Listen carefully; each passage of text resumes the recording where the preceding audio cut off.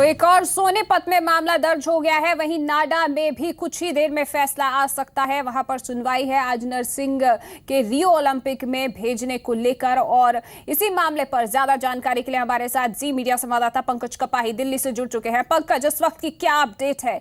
कब तक जो है फैसला आ सकता है?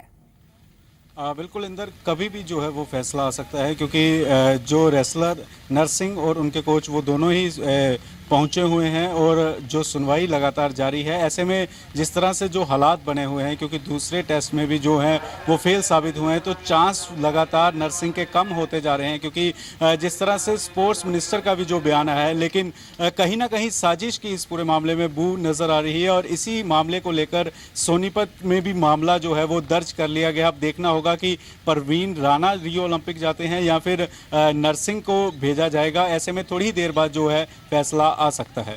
जी पंकज, इस दौरान नरसिंह को कितनी उम्मीदें हैं? क्या उनके करीबियों से या नरसिंह से किसी तरह से कोई संपर्क हो सका है?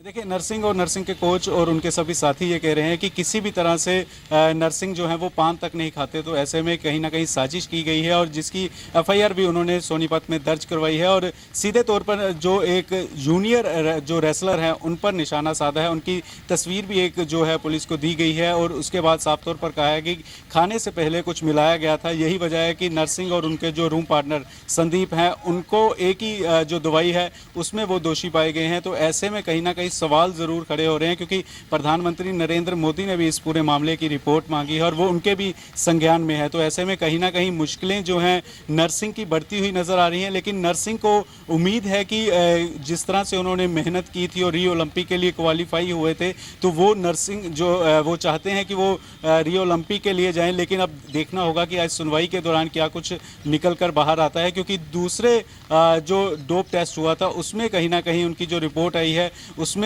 वो दोषी पाए गए हैं, उसमें फेल साबित हुए हैं। तो ऐसे में अब देखना होगा कि नाडा थोड़ी ही देर बाद जब सुनवाई खत्म होगी तो क्या कुछ फैसला सुनाया जाता है। जी बिल्कुल, तो नरसिंह को पूरी उम्मीदें हैं। लेकिन इसी बीच खेल मंत्रालय से लगातार जो बयान आ रहे हैं वो नरसिंह के विरोध में ही कहे जा सकते हैं। फिलहाल बहुत बहुत शुक्रिया पंकज आपका इस तमाम जानकारी के लिए।